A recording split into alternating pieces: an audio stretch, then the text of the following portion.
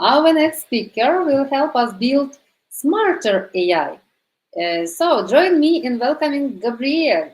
Gabriel will dive into Vertex AI for Agentic Systems, exploring the architectures, tools, and best practices for creating autonomous AI agents that can plan, reason, and execute complex tasks. This is perfect for leveling up our AI development skills, and it's amazing part of Built with AI.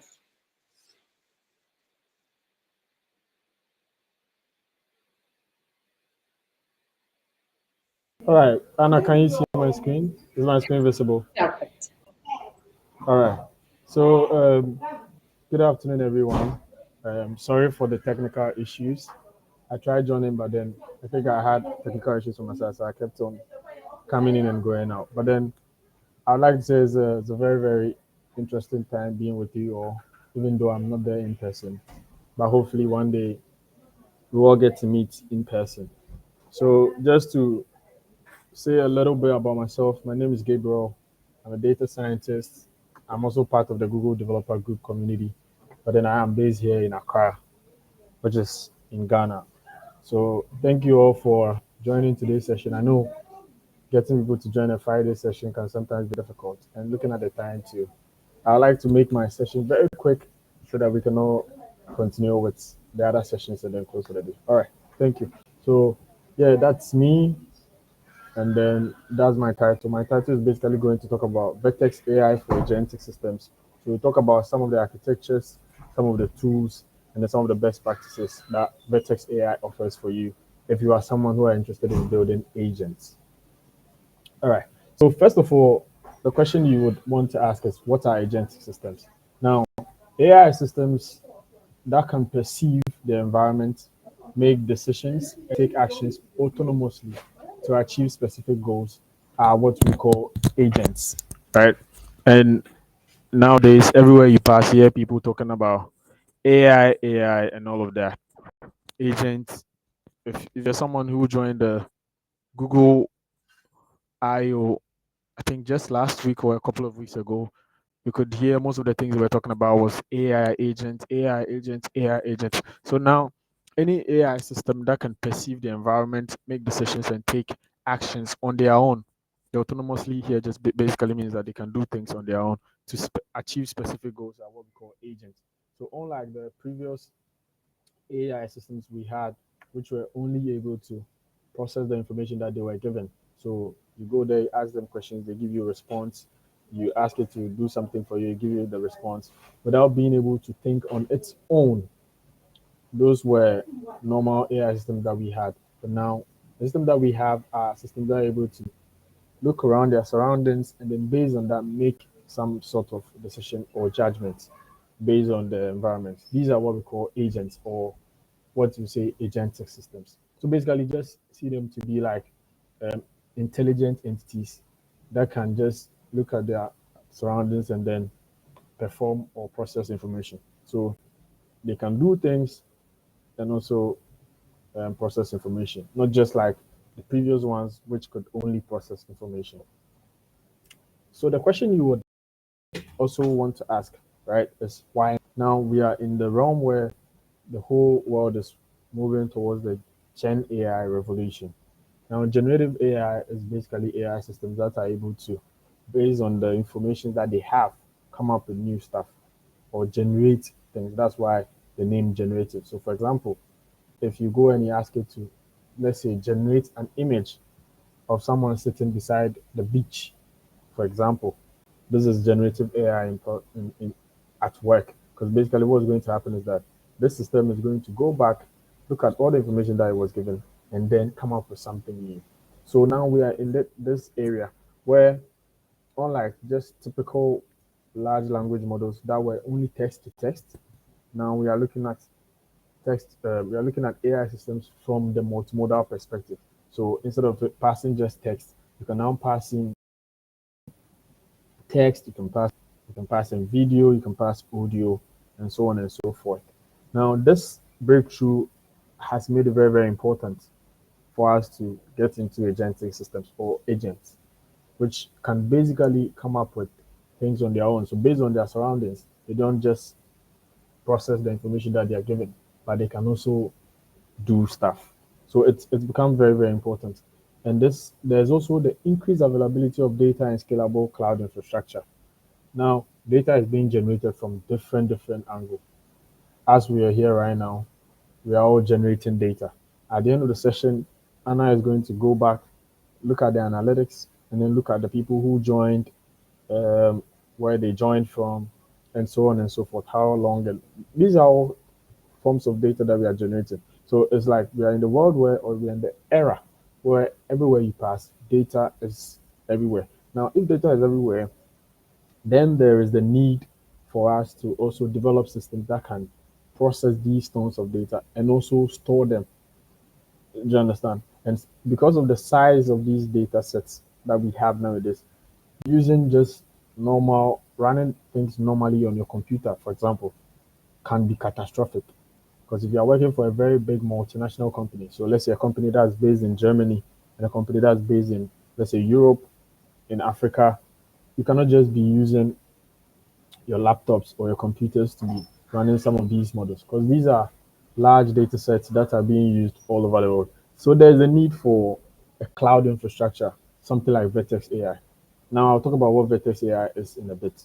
But then because of this revolution, that's why it has called for the need for us to also now look at how we can come up with agents instead of the normal text to text large language models that we have. So basically, this is what my session is going to focus on. So we'll start with what agentic systems are, which I think we've already done that. But then that was just to get the ball rolling. Then how we leverage Vertex AI for building these agents. We explore some of the architectures and the tools. Unfortunately, because of time, we wouldn't be able to do a demo. But then I can record a demo separately, and then I'll share with Anna to share with all those in the community. And once you are in this call, it means definitely you are in the community. So once I record that, I'll send it to Anna. She will put it across, and everyone in the community will get access. But basically, I just want us to understand the fundamentals, what really goes behind the scenes, what are some of the measures in place, so that when we record or when I record the demo, you'll be able to understand what the whole process is and what the whole idea is. And then we'll close by looking at some of the best practices and some things that we should look out for in the future as we keep on going. Now, for every agent or for every agentic system, there are components that goes behind the scenes or that powers it, right? For lack of better words. Now, the very first one is perception. And then also I'll share the slides with Anna as well. So she will get the slides across. So don't worry if you feel like we are going too fast or you feel like you are missing out on information. I'll share the slides with you so that you get that one as well. So the first one is perception. Now, perception is basically how the agent gathers information about its environment. So, as human beings, for example, we perceive things in different areas. For example, people perceive things with their nose. So when they are in a surrounding, they just smell what's around. That's a way of perceiving. People also perceive things through their eyes, so what they see. So that's the way they perceive things. Now, for agents, remember, we said we want the agents to be able to do things autonomously. So basically, they should be able to do things on their own with little to no help from anyone, right? So they should be able to perceive, that's why there is perception. So the perception is basically how these agents gather information about the environment that they are in. So the environment could be user queries, sensor data, or API responses. So if it's an agent that's going to be interacting with people, for example, a chatbot, then it should be able to perceive the information that's coming. So that's how it's going to collect the information from the environment. Now, the environment here is the users who are going to be using that particular agent. So anytime a user comes there and then provide an information, the data, how the agent gathers all this information from these users, it's how it's perception, or that's what the perception basically means. And then we have the planning and reasoning. Now, the planning and reasoning is basically the brain behind every agent. Just as how normal human beings, we also have our brains. And you agree with me that if your brain doesn't work, we say you are brain dead. That's in medical terms. And once you are brain dead, automatically it means you are dead. So just like how human beings, we need our brains to be able to think or reason. Agents also need what we call the brain, which is how they plan and then how they reason. Now, the brain is basically how the agent decides what to do next based on the goals, perceived information. So that's why we start from perception. So it will perceive this information. That's how it gathers the data or the information about its environment.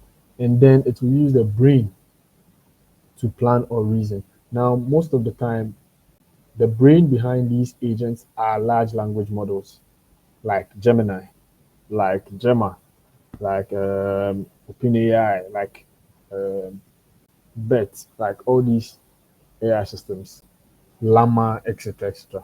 So that's basically the planning and the reasoning component of every agent. And then there's the action. Now, the action is how the agent interacts with its environment or executes tasks. So if you are following very well, you realize that the first stage is the perception. The perception is how the agent gathers the information. Once the agent gathers this information, the next thing is to process this information. So it forms parts like the information processing cycle. So it forms part like something like the information processing cycle. So first you perceive this information, you process it through the brain. That's how you reason. And then once after reasoning, the next thing is to take an action, which is how the agent interacts with its environment. Right. So example is calling an API. Does the query involve the agent calling an API? Does it involve it generating text? Does it involve it generating an image? Does it involve it querying from a database? So that's the action component of the agent. And then we have the memory. Now, the memory can be in two forms. So we have the short term and then the long term. The short term is just a context window for current interactions. So if I'm interacting with the agent in this current interaction, the agent should be able to go back and know that, okay, when I started, I made this prompt or I asked for A. So once I ask for A and later along the way, I'm interacting with the agent and I need information about A. The agent should be able to know that, okay, within this frame or this current interaction that I'm in, this is what I'm referring to, or this is what I'm talking about. So that's for the short term. And then the long term is stored knowledge from past interactions and then user preferences. And I think this is something that most of the current AI systems are trying to achieve. And some of them are actually doing very well because sometimes you can be interacting with these AI systems. You pass an information, you talk about certain things, and then you realize that in your previous or in your subsequent interactions, anytime you come up with something like this is able to go back and then know that in ABC, this is what you were referring to, and then come back and then make that inference, for lack of better words, make that inference based off that interaction that you had with it in the past. Now, what is Vertex AI? Now, Vertex AI is just Google Cloud's unified machine learning platform. So instead of having to be doing the building, the deployment, and the managing of all these AI solutions from different places, Google has developed a unified platform. The unified here means that you have all in all at one place. So it's like you have a one-store shop for everything machine learning and artificial intelligence. So you can build, you can deploy, you can manage your ML models, and you can even um, scale your AI applications. And another beautiful thing about Vertex AI is that it works seamlessly with a lot of platforms, whether it's Jupyter Notebook, whether it's Google Colab, whether even sometimes you can even use it with R, which is also a statistical machine learning software or programming language. Now, these are some of the reasons why Vertex AI is very good for agents, right? Now, the very first one is powerful foundation models. Now, remember when we're talking about the agents, one of the first things that we said about agents is that they perceive things, that's the perception, And then there's also the reasoning and then the reasoning and planning aspect. And then we said the reasoning and planning aspect is basically powered by AI models or large language models, right? Now, a beautiful thing that Vertex AI does very well is uh, its access to a lot of foundational models. So even though we are talking about Vertex AI, a product from Google, you can even use a lot of other AI systems or foundation models that are not from Google, right? You can get access to uh, Meta's Llama, etc., etc. There are tons of foundational models that you can use. If you're someone who is interested in Gemini, all the various forms of Gemini are available. Gemini 2.0, Gemini Pro, Gemini Flash, Gemini Ultra. I mean, all these amazing foundational models are all on Vertex AI. That's one beautiful thing. So it helps you for advanced reasoning, multimodal understanding, and function calling. Now, I'll talk about function calling in a bit. But then one beautiful thing that Google does when it comes to Gemini is its multimodality. So instead of interacting with it in just, let's say, text, now you can interact with text, with videos, with images, and so on and so forth. And also, there is scalability because it is built on Google Cloud's robust infrastructure. It helps you scale your solutions very easily, right? And also, it brings that form of transparency and reliability so that you know that anytime something happens, you know your your your agent sits very well on Google Cloud's robust infrastructure. The reason why this is very, very important is because if you are building an agent for yourself, for example, or you're building an agent that you're going to be interacting with day to day, you may not necessarily see the importance of this, right? But if you're someone who works for, let's say, a very big company or a multinational, then you are going to be developing agents that people are going to be interacting with, right? And if your agent does not sit on a reliable platform or infrastructure, then sometimes when issues arise, it's very difficult for you to find your way around it. That's why Vertex AI makes it easy for you to do this because of its availability of tons of um, foundational models and the robust nature of the infrastructure your agent is going to be sitting on. Because your agent is going to be with Vertex AI, and Vertex AI is on Google Cloud's robust infrastructure. Another advantage of using Vertex AI for your agent is the integrated machine learning operations or MLOps. So it streamlines the entire life cycle of your agent system. So from the whole onset of it being an idea to the point that you deploy for people to start using it, there are tons of infrastructure available for you. Also, data management and analytics. There are seamless, so as I said earlier, Vertex AI seamlessly integrates with a lot of other features, whether it being BigQuery, whether it's cloud storage, whether it's any of the platforms that you know, whether owned by Google or not. Vertex AI is able to seamlessly integrate with it.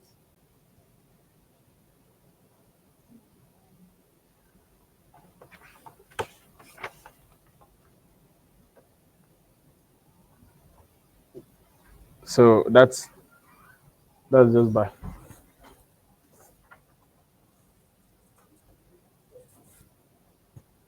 that's just one of the advantages of why you should use agents. Another thing is um, search and conversation. Now, Vertex AI provides you with AI search and conversation, which ground your agents in your own data. So behind the scenes, basically, what's performing is that based on the data that you provided, you're able to ground your agent. So when you ground your agent, what basically means is that anytime you make an inquiry or anytime you ask for something, what's going to happen is that your agent or your system is going to pick the information from the data that you ground it in. So that's one beautiful thing. And also, Vertex AI has an agent builder. So if you're someone who is not very well deeply into, let's say, programming, writing tons of code or writing complicated code, Vertex AI Agent Builder is an easy alternative or an easier alternative for you to build your agents from straight from development straight to production. Also, there are a lot of pipelines and endpoints, so you can the complex workflow of the agent can be simplified um, easily for you. So complex agent, you can deploy them reliably because you trust Vertex AI, and Vertex AI is on Google Cloud's system. Also, there are vector search and there are LangChain. I mean, I can go on and on and on, but then the whole point is basically about the reliability and the availability of tons of options and its scalability, how you're able to expand on what you have for other stuff. So that's basically some of the advantages why Vertex AI is good for building agents. Now, at this point, I want us to shift our attention from AI, why it is good, because at this point we are all good or we understand why it is good. Now, let's look at some of the key Vertex AI services that you can use for building your agents. So the very first one is the Vertex AI Gemini API. Now, one beautiful thing that Google does is the ability of you to use the Gemini API for whatever you're doing. Now, this is the core intelligence for reasoning, planning, and natural language understanding. Because as we said, the AI systems or the agents, sorry, the agents that we are interacting with, the the main components are perception. That's how they gather the information. Planning and reasoning, which is very, very important. And we said the planning and reasoning is the brain behind these AI systems. So with the Vertex AI Gemini API, you're able to build your agent on Google's Gemini system, so the Gemini model. So whether Gemini 2.0, whether Gemini Pro, whether Gemini Flash, all these Gemini models. And also, because of the multimodality of Gemini, you're able to interact, or your agent is an agent that can perform a lot of things. So it supports both text, image, audio, and visual inputs. So whether people provide text for image, people provide image for video, people provide video for image, video for. I mean, there are a lot of options or alternatives available for you to choose from. And that's very, very crucial for function calling, which is how you allow your agents to use external tools. So instead of just using what you have, your agent is able to go beyond what you provided with and then interact with other systems as well. Another thing is the Vertex AI search and conversation, which is mostly used for RAG or RAG, as we say. RAG basically meaning retrieval augmented generation. So you are able to direct your agent on where to gather information from. And with this feature or with this solution, you're able to connect LLMs to enterprise data. So if you have your agent and you have an enterprise, let's say you are working for an organization where you have a very large data, you're able to connect this your agent with the enterprise data or your enterprise data. When you're able to build chatbots and search applications grounded in specific knowledge bases, because remember, the whole thing with AI and machine learning systems are the data that you provided with. If you build your models on garbage data, they will generate garbage results for you. So it helps you to ground your agents to gather the information or from specific knowledge bases. And this is very, very essential for agents that need to access private or domain specific information because you don't want an agent that will just go and pick information from places and then come and interact with in or for people to interact with it anyhow. And because you are getting access to your data from private or domain specific information, sometimes this can be proprietary information. And you need an agent or you need a system behind your agent that is very, very reliable so that you know that even if you provide access to information like this, it sits safely. For example, if you are let's say if you work for a hospital where there are patients who have certain medical conditions that are seem to be, let's say, private. You don't want your agent, you don't want an agent that cannot be trusted or that's not built on a reliable source to be accessing this information. Because what happens if someone interacts with the agent and the person is easily able to, let's say, get access to this information, then it becomes a problem because these are information that are supposed to be private or that are supposed to be specific to a particular domain. Another tool, or let me say, yeah, another tool available for you is the Vertex AI search, vector search. Now, this is able to, or this helps your agents to find similar items in large data sets of vector embeddings. So when you have the data, you create it, you create vector embeddings out of it. Then this vector search feature on Vertex AI is able to find similar items in this large data set that you have from your vector embedding. And this powers semantic search for your RAG, which thereby enabling your agents to retrieve relevant context for their task so that you don't want an agent where people will go and ask information and then it will end up providing them with an answer to something else. For example, if someone goes to your agent and asks for the weather in Berlin today, for example, since you guys are in Germany, I don't really know how to pronounce the community very well. I don't know if it's Ahlen or Ahlen, but let's assume it's Ahlen, right? You don't want an agent where people will come and ask for the weather in Ahlen, for example, and then they provide it with the weather in Accra. That's not an agent that you want. You want to ground your agents and provide them access to specific information so that anytime someone goes to your agent or people interact with your agent will be able to retrieve the relevant information or the context for the tasks that they are expected to perform.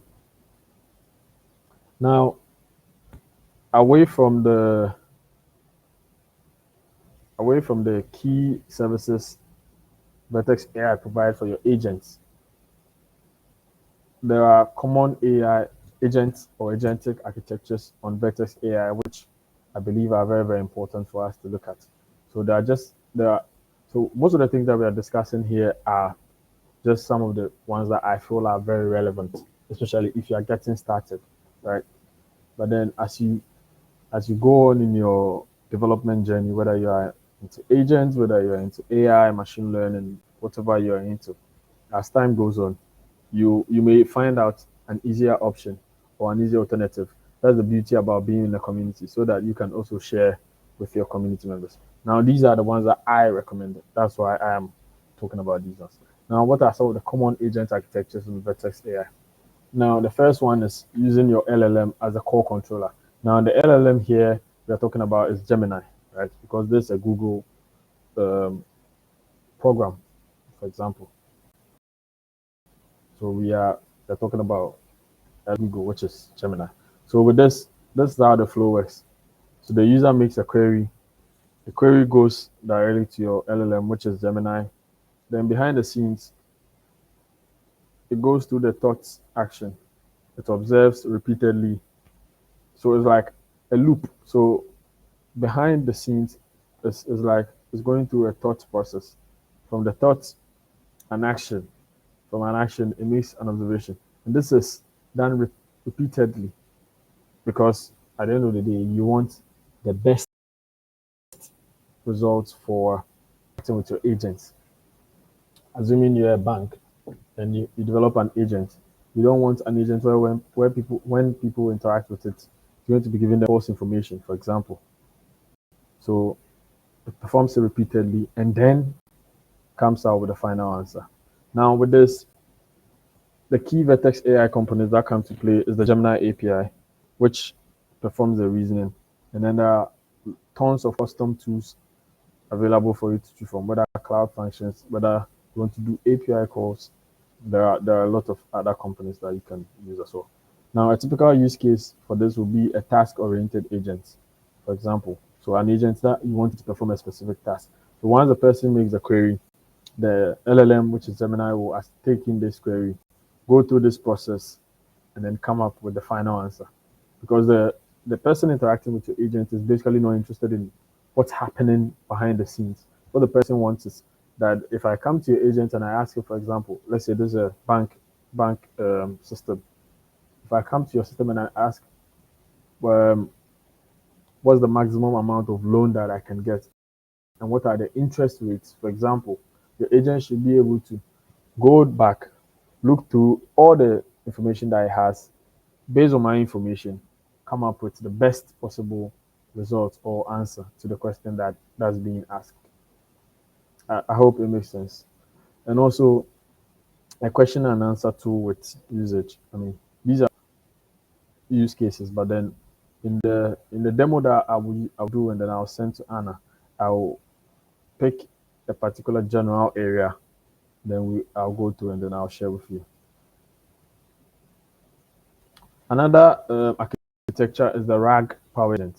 Now, with this RAG powered agent or the retrieval augmented generated power, that's how it works. So first of all, the user make a query. Once the user makes a query, the retriever, which is the Vertex AI search or the vector search, will pick this query. It will augment this query that the person has made with context, and then we'll pass this augmented query with context to our Gemini or our LLM. And then our LLM will take this and then come up with a synthesized answer. So you see, if I go back, you see the first one, the user make the query, it goes first to the LLM before it comes to this process, before it comes up with the answer. But with the RAG system, what happens is that the user will make the query will go to the retriever, then the retriever will augment this query with context based off its embeddings, vector embeddings, and etc. And then pass once it's done adding the context to this query, it will then pass this augmented query to the large language model, which in this case is Gemini, and then come up with a synthesized answer. So this architecture sort of like works backwards. So it starts with the whole RAG system before it comes up with the answer. So it retrieves, augments, passes it to the LLM, and then comes up with a synthesized answer. Now, some of the key components in play with this architecture, the very first one of them being the Gemini API, the vector AI search or vector search, which is for the retrieval and for the context, and then the Google Cloud Storage for the storage of the data. A typical use case would be a customer support agent, right? Where the customers will come to your system, they will ask questions. For example, I tried sending money to someone in, let's say, Munich, for example. I want to be using uh, German cities so that you get the practicality. So let's say I sent money to someone in Munich, for example. It has taken maybe, let's say, 10, 12 days. The person hasn't received the money. So when people come there, they want to be interacting with the agent. So you should be able to come up with the best possible answer. So you take the query that the person is making. So the person is trying to say that A, B, C, D. Then the retriever will perform its work behind the scenes, augment it with context, pass it now to Gemini, and then come up with the answer. But all these things that's happening behind the scenes, what the user is interested in is that once it give you the query, you should give it the answer. That's the main thing that the user or the end user will be looking at. Another use case would be an agent bot. So sorry, a knowledge bot, which is a bot where people go to ask for. Another one to be document analysis. So these are all use cases or example use cases that you can use for this architecture will work best for. And then the last one or the last architecture agent system or what we normally say mass. Now this concept is that it's basically multiple specialized agents collaborating to solve a complex problem. So you have a very, very complex task, right? A problem that's very, very complex. Now, instead of building just one agent, or instead of having, let me use having instead of building to make it more practical. Instead of having just one agent to be performing this task, you want to have multiple specialized agents coming together to solve this problem. So it's like there's a problem in mathematics. Instead of giving this problem to just say one professor in Germany, you can say, okay, why don't we call all mathematics professors in Europe, for example, in Africa, for example? They should all come together and try and solve that problem. Now, if one person is able to, so if one person is going to take maybe let's say 30 minutes, 40 minutes to solve this problem, or let's say 30 days, 40 days to solve this problem, then you can imagine if two people come together, they are going to cut down the time. So this is actually something interesting. That's when you have complex tasks. Now, remember, in all this, we shouldn't forget the principle of parsimony. Principle of parsimony, which basically states that if you have two models that are performing the same job, if there's a simpler model that can do the job easier, and there's a complex model that can still do the same task, there's no need going for the complex model. You just go for the simple model and then use that simple model to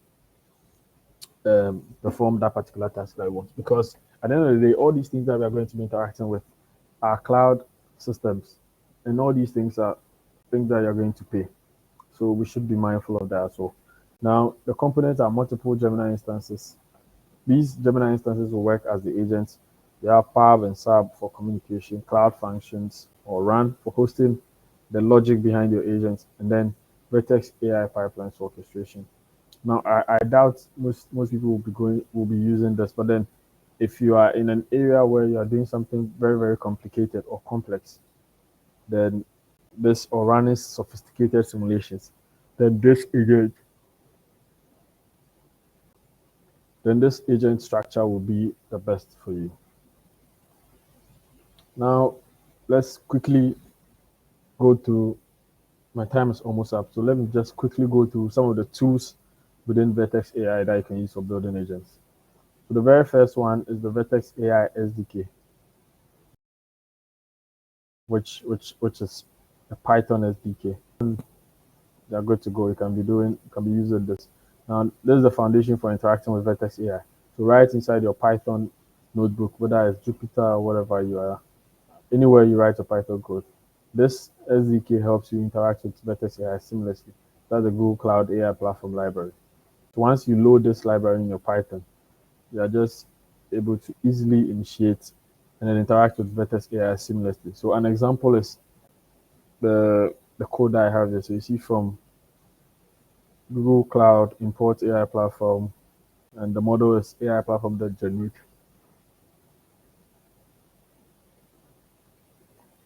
And in here, you can clearly see that we are using Gemini 1.5 Flash. Whether it's Gemini 2.0, whether it's Gemini Ultra, you will specify the model that you'll be using. But that's an option that you can choose from. Another tool is LangChain. You can leverage LangChain's abstraction for agents, tools, memories, and chains. Now, Vertex AI provides integrations for its whether it's LLM, vector search, etc. And this tool helps speed up the development process of your agent system and also provides a structural or a structured framework for you. Another one is function calling with Gemini.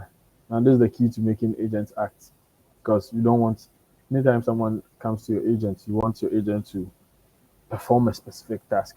So you define the tools your agent can use. Example, whether you wanted to get the weather, that you wanted to search an internal database, and so on and so forth. Then Gemini will decide if and which tool to call and with what arguments based on the query of the user. So when you build your agent, you put this behind the scenes. Now, anytime someone interacts with your agent, Gemini, which is acting as the brain behind your agent, will be able to know for this particular user query, what tool should I use? What arguments should I use? And so on and so forth, based on the query of the user. And then your code then executes the function and returns the results to Gemini to formulate the final response. So whatever the user query is, this code will now execute the function. The code that you've written behind the scenes will execute the function and then return the results that it obtains to Gemini. for Gemini to pick up that result from the function and then use that to formulate its final response. So an example is the user asks, "What's the weather in Berlin?" For example, Gemini is quickly able to identify that it needs to use the get weather tool because of what the query is. So here you can see the main thing is that the query here is weather. So Gemini will be quickly able to know that, okay, I need to use the get weather tool, and then once it's able to do that, Gemini outputs this function call. So that will be the get weather, and then you can clearly see that here in the user query, the location the user specified was Berlin. So we use the get weather, and then we choose a particular location, which in this case is Berlin. This code will run it. The results that it gets, so if it is 20 degrees Celsius, 25 degrees Celsius, the result is then fed back into Gemini for Gemini to say, okay, the weather in Berlin is maybe, let's say, 20 degrees Celsius, 25 degrees Celsius, etc., etc. Now, in wrapping up my session, I would want us to look at some of the best practices for developing agents.